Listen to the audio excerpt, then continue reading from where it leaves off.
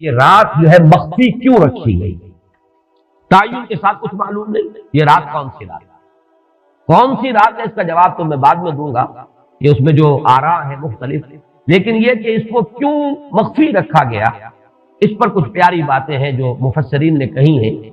پہلی بات تو یہ کہ جتنی عظیم چیزیں ہیں ان سب کو مخفی رکھا تھا۔ قیامت کب آئے گی؟ مخفی آئے گی، یہ یقینی ہے۔ کب آئے گی؟ یہ تو ان امور میں سے ہے کہ جس کا علم نبی اکرم صلی اللہ علیہ وسلم کو بھی نہیں دیا گیا، جبرائیل کو بھی نہیں دیا۔ چنانچہ حدیث جبرائیل میں واضح طور پر الفاظ موجود ہیں، وَمَا الْمَسْئُولُ عَنْهَا بِأَعْلَمَ مِنَ السَّائِلِ، کچھ معلوم نہیں، نہ سائل کو معلوم نہ مسئول کو معلوم قیامت کب آئے۔ اب یہ عظیم حقیقت مخفی رکھا گیا اور اس کا خاص طور پر ذکر کیا گیا سورہ طٰہٰ میں، اَکَادُ أُخْفِيهَا لِتُجْزَىٰ كُلُّ نَفْسٍ بِمَا تَسْعَىٰ۔ اگر تعین کر دیا جاتا تو جو قریب کے زمانے کے لوگ ہوتے وہ تو خوب پھر محنت کرتے آخرت کے لیے، اور ذرا فاصلے والے ہوتے وہ ذرا تساہل کرتے اس کے بارے میں۔ اس کو رکھا گیا ہے، تلوار لٹکی ہوئی ہے، کسی بھی وقت گر سکتی ہے، یہ جیسے گلوٹین کبھی اگر آپ نے دیکھا ہو جس طریقے سے اس کا چھلا گرتا ہے، کسی بھی وقت گر سکتی ہے، لہذا ہر وقت چوکس رہو، چوکنے رہو، جیسے کہ صحابہ کرام کی شان معلوم ہوتی ہے بعض روایات سے کہ ذرا تیز ہوا چلتی تھی تو وہ سمجھتے تھے قیامت آ گئی۔ اس درجے استحضار تھا اعصاب کے اوپر، اس کا اتنا اثر تھا کہ ذرا تیز دھکڑ چلا اور انہوں نے سمجھا قیامت۔ تو اس طریقے سے قیامت کو مخفی رکھا گیا۔ اَکَادُ أُخْفِيهَا لِتُجْزَىٰ كُلُّ نَفْسٍ بِمَا تَسْعَىٰ۔ نہ آج سے 100 برس پہلے والوں کو معلوم تھا کہ قیامت کب آئے گی، نہ آج والوں کو معلوم ہے، نہ اگر ابھی دنیا کی عمر ہے ابھی 100 برس اور تو قیامت سے ایک دن پہلے بھی شاید یقینی طور پر معلوم نہ ہو سکے کہ کل قیامت آ رہی ہے، تاکہ ہر وقت جو ہے امتحان اتنا ہی شدید رہے، اتنا ہی کڑا امتحان رہے ہر ایک کے لیے، لِتُجْزَىٰ كُلُّ نَفْسٍ بِمَا تَسْعَىٰ، تاکہ ہر جی نفس کو بدلہ ملے اس کی سعی کے مطابق۔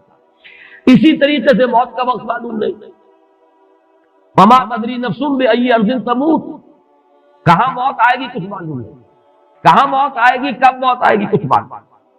اسی طرح نوٹ کیجئے صلاۃ وسطیٰ، حافظوا علی الصلوات والصلاۃ الوسطیٰ معین نہیں ہے، اس کے لیے آراء اگرچہ ہے، اکثر آراء جمع ہو گئی ہے صلاۃ العصر کے بارے میں، لیکن تعین سے حتمی طور پر نہیں کر سکتے۔ یہ رائے بھی ہے کہ کوئی بھی معین نہیں، تمام نمازیں جو ہے وہ صلاۃ وسطیٰ کی حکم نہیں۔ بہترین نماز کوشش کرو کہ پوری محافظت کرو، صرف نماز کی نہیں، بہترین نماز، ہر نماز تمہاری بہترین نماز ہونی چاہیے، ہر روز روز عید ہو، ہر شب برات، اگر اللہ تعالیٰ کے ساتھ کوئی قلبی ربط ہے تو ہر دن جو گزر رہا ہے وہ روز عید ہے، اور ہر شب جو گزر رہی ہے وہ شب برات ہے۔ لیکن اگر وہ کہ انسان کو غفلت اس کے قلب پر طاری ہے تو وہ عید کا دن بھی اس کے لیے ایک عام دن ہے، اور شب برات بھی اس کے لیے ویسی ہی ایک رات ہے جیسی کہ ہر روز آتی ہے اور چلی جاتی ہے۔ اس اعتبار سے اس کو بھی خاص جو ہے معین نہیں کیا گیا صلاۃ وسطیٰ کون سی۔ اسی طرح بعض روایات میں جو آتا ہے اس میں اعظم، اللہ کا ایک نام ایسا ہے کہ اس کے واسطے سے اللہ سے جو بات مانگی جائے وہ رد نہیں، لیکن وہ کون سا نہیں بتایا گیا۔ اقوال ہیں، اندازے ہیں، حی و قیوم پر زیادہ، الحی القیوم پر زیادہ لوگوں کا جو ہے وہ اجماع ہوا ہے، لیکن یہ کہ یقین سے نہیں کہہ سکتے۔ تو اسی میں اس کو بھی نوٹ کر لیجئے کہ اس کو مخفی رکھا گیا ہے لیلۃ القدر کو۔ لوگ زیادہ سے زیادہ محنت کریں، زیادہ سے زیادہ مشقت کریں، اس کے لیے جو بھی اس کی قدر و منزلت سے کسی درجے میں آگاہ ہے، وہ اگر معین ہی ہو جاتا کہ ایک شب یہ ہے تو پھر تو سب کے سب اس رات میں محنت کر لیتے، باقی راتیں جو ہیں وہ پھر سونی اور ویران گزرتی۔ لیکن یہ کہ مطلوب یہ ہے کہ زیادہ سے زیادہ راتیں آباد ہوں، زیادہ سے زیادہ راتوں میں ذکر ہو، عبادت ہو، دعا ہو، اس لیے اس کو مخفی رکھا گیا۔ یہ حکمت۔ اس میں بھی ایک عجیب نکتہ ہے جو امام راضی رحمۃ اللہ علیہ نے بیان کیا ہے، اور حوالہ اگرچہ نہیں دیا اس حدیث کا، لیکن ایک روایت کے حوالے سے بات بیان کی ہے کہ اس کے ظاہر نہ کرنے میں بھی اللہ کی ایک شفقت اور رحمت ہے بندوں کے حق میں، اس لیے کہ اس کی قدر جتنی زیادہ ہے اتنی ہی اس کی ناقدری پر سزا ہوگی۔ اگر معلوم ہو کہ یہ شب ہے اور اس کی ناقدری کو انسان کرے تو گویا کہ پھر وہ اتنا ہی زیادہ مورد عقاب اور مورد سزا بن جائے گا۔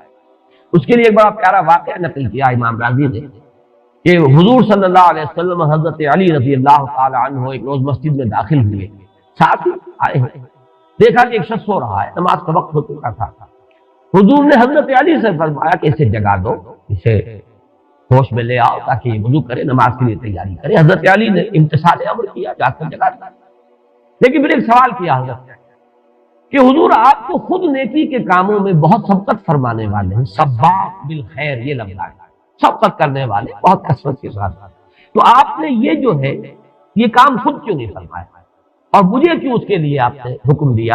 آپ خود بھی اسے جگا سکتے تھے۔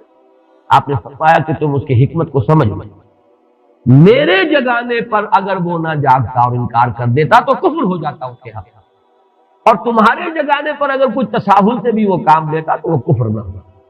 تو یہ ایک فرق ہے کہ اللہ تعالیٰ کی طرف سے ایک شفقت ہے کہ حضور صلی اللہ علیہ وسلم جگاتے اور کسی درجے میں وہ انکار کر دیتا۔ کبھی ایسا بھی ہوتا آدمی نیند میں ہے اور وہ کہتا جاؤ جاؤ مجھے آرام کرنے دو، تو اگر میرے ساتھ یہ معاملہ ہوتا تو وہ کفر کے درجے کو پہنچ جاتی بات، لیکن اگر تمہارے ساتھ یہ معاملہ ہو بھی جاتا تو اس درجے شدید نہ ہوتا۔ تو گویا کہ حضور نے اس شخص پر شفقت کے اعتبار سے یہ شکل اختیار کی کہ خود نہیں جگایا، بلکہ یہ کہ حضرت علی رضی اللہ تعالیٰ عنہ کو حکم دیا کہ اسے جگا دیا۔ تو یہ نقطہ کہ لیلۃ القدر کے اخفاء میں یہ بات بھی ہے کہ اگر اس کو عیاں کر دیا جاتا، معین کر دیا جاتا، تو پھر جو لوگ اس سے غافل رہتے پھر وہ بہت سخت ناقدری کا ارتکاب کرتے اور بڑی سزا کے مستوجب ہو جاتے۔ اب آپ چھٹی بحث ہے کہ وہ رات کون سی ہے۔ اگرچہ ایک رائے شاذ یہ بھی ہے کہ وہ رمضان سے باہر کی رات بھی ہو سکتی ہے، لازم نہیں ہے کہ رمضان ہی کی کوئی شب ہو۔ اس میں چونکہ بعض حضرات نے ایک روایت کی وجہ سے جسے ہم شب برات کہتے ہیں، لیلۃ البرات، یہ شعبان کی 15ویں شب، درمیانی شب، اور اس کے بارے میں ایک روایت موجود ہے حضرت عائشہ صدیقہ رضی اللہ تعالی عنہا کی کہ رات کے وقت ان کی آنکھ کھلی اور وہ باری آپ ہی کے پاس شب باسی کی تھی، حضور کی، تو حضور موجود نہیں تھے، تو تشویش میں کہاں گئے؟ تو جب تلاش کی گئی تو معلوم ہوا کہ حضور جنت البقیع قبرستان میں پہنچے ہوئے ہیں اور وہاں آپ ان کے لیے جو بھی وہاں دفن ہے ان کے لیے استغفار فرما رہے ہیں۔ جب پوچھا گیا معاملہ کیا، تو آپ نے فرمایا یہ بڑی عظیم رات ہے اور اس رات میں فوت ہونے والوں کا فیصلہ ہو جاتا ہے، پیدا ہونے والوں کا فیصلہ ہو جاتا ہے۔ تو اب وہ بھی ایک لیلہ مبارکہ، اسی وجہ سے بعض لوگوں نے وہ جو سورہ دخان کی ابتدائی آیات ہے انا انزلناہ فی لیلۃ مبارکہ، اس کو محمول کیا ہے اسی رات پر کہ جس کو ہم شب برات کہتے ہیں اپنی عام اصطلاح میں، لیلۃ البرات اسے عربی میں کہا جاتا ہے۔ برات کے معنی کسی کا چھٹکارا پا لینا۔ یہ شب برات جو ہے وہ برات شادی والی برات نہیں ہے، بلکہ یہ برات کا لفظ ہے عربی زبان کا، جو ہمارے ہاں وہ غلط العام میں برات شب برات بن گیا ہے۔ برات برات من اللہ ورسولہ، جو سورہ برات کا پہلا لفظ ہے کہ چھٹکارا پانا، کہ وہ رات بھی ایسی ہے کہ اس میں انسان استغفار کرے اور اللہ تعالیٰ سے اپنے گناہوں کی معافی مانگے تو اپنے آپ کو جہنم سے چھٹکارا دلا سکتا ہے، وہ شب برات۔ اس اعتبار سے کچھ لوگوں نے گمان کیا کہ شاید لیلۃ القدر اور لیلہ مبارکہ اس حدیث کی روح سے وہی شب ہے، وہ ظاہر بات ہے کہ خارج از رمضان مبارک ہے، اور یہ کہ اس کے علاوہ بھی بعض آراء ہیں، لیکن یہ آراء جو ہے شاذ کے درجے میں یہ کہہ سکتا ہوں کہ تقریباً اجماع ہے اس پر کہ یہ رات رمضان مبارک ہی کی ایک رات ہے۔ اس کی دلیل ایک تو یہ کہ القرآن یفسر بعضہ بعضا کے اصول کے مطابق قرآن مجید کے اندر سورہ بقرہ میں یہ واضح کر دیا گیا شہر رمضان الذی انزل فیہ القرآن، رمضان مبارک کا مہینہ وہ ہے کہ جس میں قرآن نازل کیا گیا ہے، اور یہاں فرمایا انا انزلناہ فی لیلۃ القدر، ہم نے اس کو اتارا ہے لیلۃ القدر۔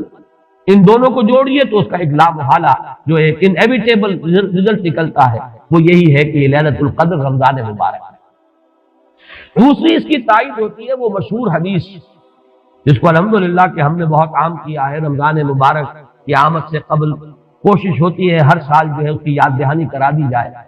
ایک طویل خطبہ جو حضور نے دیا تھا، خطبنا رسول اللہ صلی اللہ علیہ وسلم فی آخر یوم من شعبان، یہ حضرت سلمان فارسی رضی اللہ تعالیٰ عنہ سے مروی ہے کہ حضور نے شعبان کے آخری دن ہمیں خطبہ ارشاد فرمایا، یا ایھا الناس قد اظلکم شہر عظیم شہر مبارک شہر فیہ لیلۃ خیر من الف شہر، لوگوں آگاہ ہو جاؤ، تم پر ایک بہت مبارک مہینے نے، بڑی عظمت والے مہینے نے سایہ کر دیا ہے، سایہ فگن ہو گیا ہے تم پر ایک مہینہ جو بڑی عظمت والا ہے، شہر عظیم جو بڑی برکت والا ہے، شہر مبارک۔ اور تیسرا جملہ اس میں یہی ہے شہر فیہ لیلۃ خیر من الف شہر، وہ مہینہ کہ جس میں ایک رات وہ بھی ہے کہ جو 1000 مہینوں سے افضل۔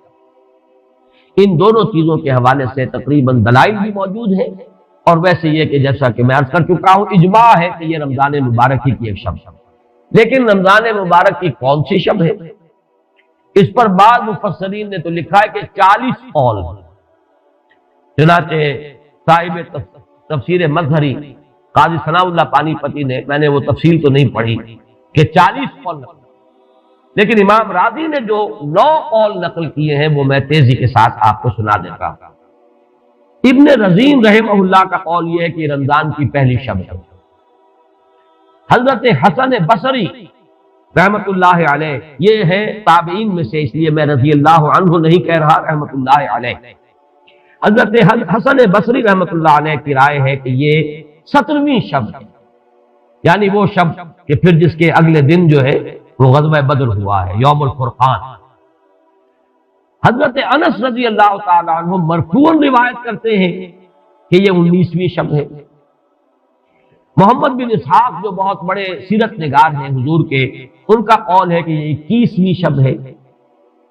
حضرت عبداللہ ابن عباس رضی اللہ تعالی عنہما سے قول جو ہے مروی ہے کہ یہ 23ویں شب ہے۔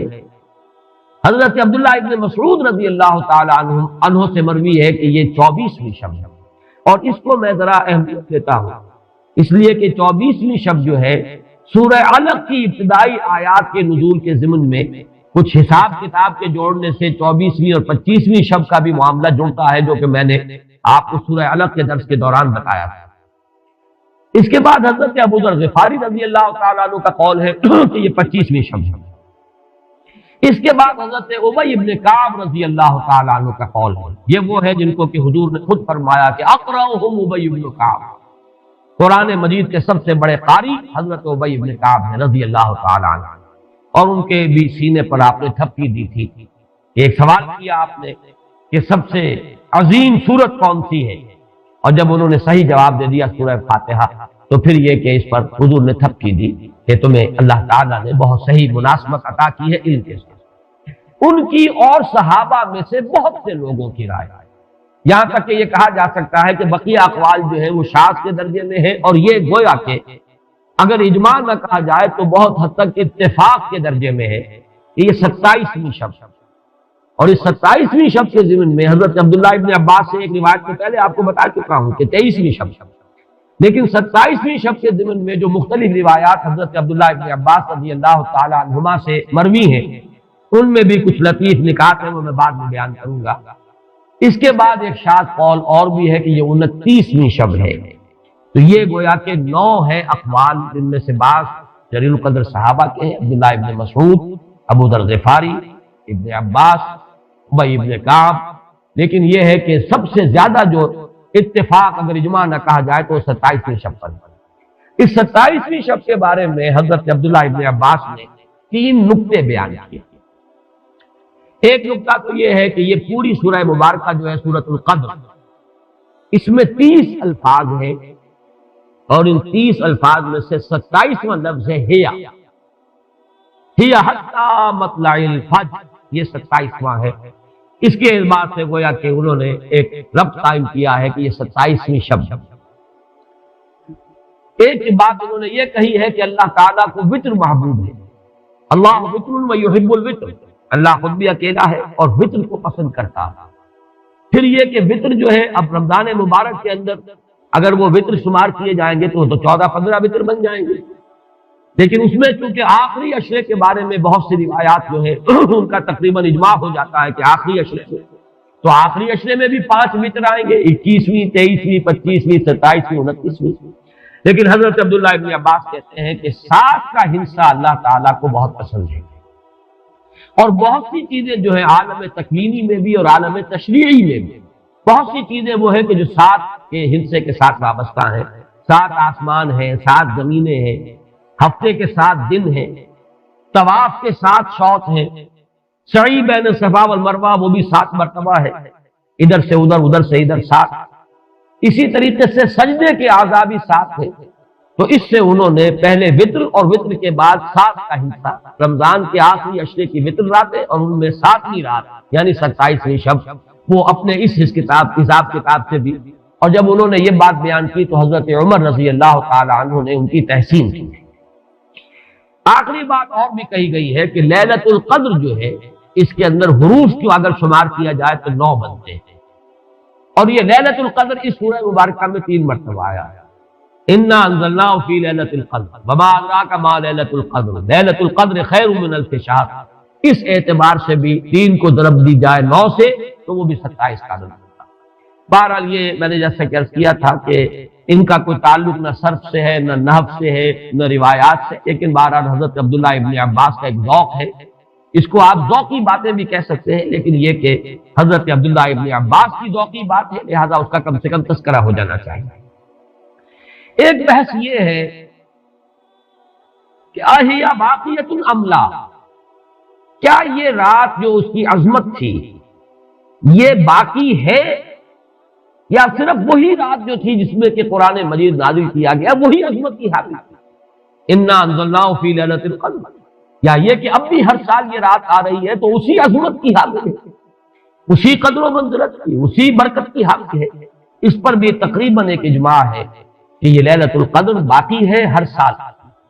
یہ رات جو ہے مخفی کیوں رکھی گئی، تعین کے ساتھ کچھ معلوم نہیں. یہ رات کون سی رات ہے اس کا جواب تو میں بعد میں دوں گا کہ اس میں جو آراء ہے مختلف، لیکن یہ کہ اس کو کیوں مخفی رکھا گیا اس پر کچھ پیاری باتیں ہیں جو مفسرین نے کہی ہیں. پہلی بات تو یہ کہ جتنی عظیم چیزیں ہیں ان سب کو مخفی رکھا تھا. قیامت کب آئے گی؟ مخفی آئے گی، یہ یقینی ہے. کب آئے گی؟ یہ تو ان امور میں سے ہے کہ جس کا علم نبی اکرم صلی اللہ علیہ وسلم کو بھی نہیں دیا گیا، جبرائیل کو بھی نہیں دی. چنانچہ حدیث جبرائیل میں واضح طور پر الفاظ موجود ہیں وَمَا الْمَسْئُولُ عَنْهَا بِأَعْلَمَ مِنَ السَّائِلِ. کچھ معلوم نہیں، نہ سائل کو معلوم نہ مسئول کو معلوم قیامت کب آئے. اب یہ عظیم حقیقت مخفی رکھا گیا اور اس کا خاص طور پر ذکر کیا گیا سورہ طٰہٰ میں اکاد اخفیھا لتجزی کل نفس بما تسعی. اگر تعین کر دیا جاتا تو جو قریب کے زمانے کے لوگ ہوتے وہ تو خوب پھر محنت کرتے آخرت کے لیے، اور ذرا فاصلے والے ہوتے وہ ذرا تساہل کرتے اس کے بارے میں. اس کو رکھا گیا ہے، تلوار لٹکی ہوئی ہے، کسی بھی وقت گر سکتی ہے. یہ جیسے گلوٹین کبھی اگر آپ نے دیکھا ہو جس طریقے سے کہ اس کا چھرا گرتا ہے، کسی بھی وقت گر سکتی ہے. لہذا ہر وقت چوکس رہو، چوکنے رہو. جیسے کہ صحابہ کرام کی شان معلوم ہوتی ہے بعض روایات سے کہ ذرا تیز ہوا چلتی تھی تو وہ سمجھتے تھے قیامت آ گئی. اس درجے استحضار تھا اعصاب کے اوپر، اس کا اتنا اثر تھا کہ ذرا تیز دھکر چلا اور انہوں نے سمجھا قیامت آ گئی. تو اس طریقے سے قیامت کو مخفی رکھا گیا. اکاد اخفیھا لتجزی کل نفس بما تسعی. نہ آج سے 100 برس پہلے والوں کو معلوم تھا کہ قیامت کب آئے گی، نہ آج والوں کو معلوم ہے. نہ اگر ابھی دنیا کی عمر ہے ابھی 100 برس اور تو قیامت سے ایک دن پہلے بھی شاید یقینی طور پر معلوم نہ ہو سکے کہ کل قیامت آ رہی ہے، تاکہ ہر وقت جو ہے امتحان اتنا ہی شدید رہے، اتنا ہی کڑا امتحان رہے ہر ایک کے لیے. لتجزی کل نفس بما تجزی بما تسعی، تاکہ ہر ذی نفس کو بدلہ ملے اس کی